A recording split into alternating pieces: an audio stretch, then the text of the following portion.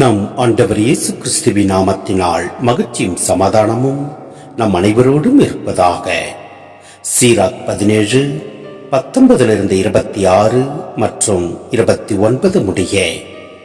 மனிதரின் செயல்கள் அனைத்தும் கதிரவனின் ஒளி போல் அவர் திருமுன் தெளிவாய் துலங்குகின்றன.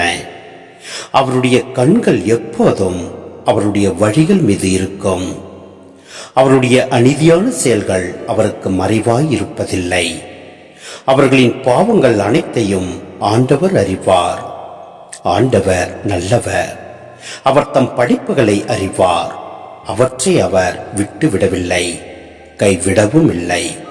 மாறாக பாதுகாத்தார்.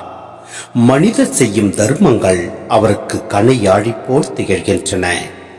அவர்கள் புரியும் அன்பு செயல்கள் அவருக்கு கண்மணி போல் விளங்குகின்றன. பின்னர் அவர் எழுந்து அவர்களுக்கு கைமாறு செய்வார். அவர்களுக்கு சேர வேண்டிய வெகுமதியை அவர்களின் தலைமையில் பொழிவார். இருப்பினும் மனம் வருந்துவோரை தம்பால் ஈர்த்து கொள்கிறார். நம்பிக்கை இழந்தோரை ஊக்குவிக்கிறார். ஆண்டவரிடம் திரும்பி வாருங்கள், பாவங்களை விட்டு விலகுங்கள், அவர் திருமுன் வேண்டுங்கள், குற்றங்களை குறைத்துக் கொள்ளுங்கள், உன்னத இறைவனிடம் திரும்பி வாருங்கள், அநீதியை விட்டு விலகி செல்லுங்கள், அவர் அருவருப்பதை அடியோடு வெறுத்து விடுங்கள்.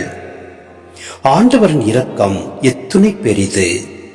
அவரிடம் மனம் திரும்புவோருக்கு அவர் அளிக்கும் மன்னிப்பு எத்துணை மேலானது! சிந்தனை: கடவுள் அனைத்தையும் காண்கிறார், அறிகிறார். அவருடைய பார்வைக்கு எவரும் எதுவும் மறைந்திருப்பதில்லை, மறைந்திருக்கவும் இயலாது. கடவுள் தாமே எல்லாருக்கும் நடுவராயிருப்பார். நீதி தவறா நடுவராயிருப்பார். சீராக் பகுதியில் இறைவாக்கினர் செய்தது போல் மக்களை மனம் திரும்பும்படி அழைக்கிறார்.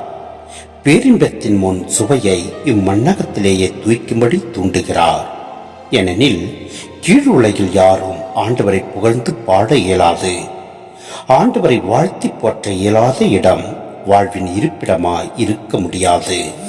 எனவே வாழ்வின் இருப்பிடத்தை அடைய நாம் முன்வருவோம்.